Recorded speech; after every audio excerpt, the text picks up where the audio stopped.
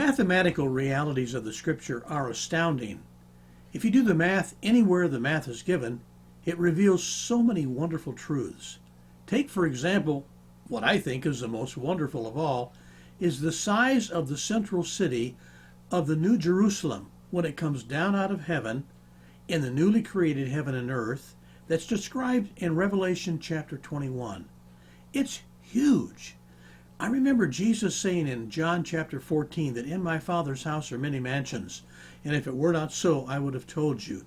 I know in the Greek that word can be translated rooms. Let's just take a look at what Revelation 21 tells us about the size of the New Jerusalem and the possibility of how many rooms. Okay, I'm going to read this for you just to make sure I get it right. 1,400 square miles equals 54 trillion 641 billion 664 million square feet. And that's just on the ground floor. Now, let's give each ground floor a 12-foot high ceiling, just totally arbitrary. Then on the ground floor, there is enough space for a 3,000 square foot room. That's a pretty good sized room with a 12-foot ceiling for, are you ready for this? For this many people. 18,213,888,000 persons to have their own 3,000 square foot mansion with a 12-foot ceiling. But wait, that's only on one level. Are you ready for this? Since the New Jerusalem is in the shape of a cube, we go up another 1,400 miles. Let's just take that first 700 miles, which is half of the upward space. We'll reserve the rest of it for, let's say, the throne of God, the heavenly host, meeting rooms, public places, walkways, whatever.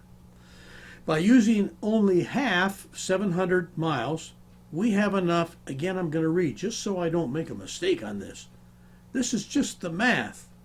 We have enough space to give that same 3,000 square foot room with a 12-foot ceiling to this many people. I can't read the number, so I'm just going to round it off. And to round it off is 5.6 quadrillion persons. Well, when Jesus said, in my Father's house are many rooms, he really meant it, didn't he? I guess the question is there going to be enough room for you?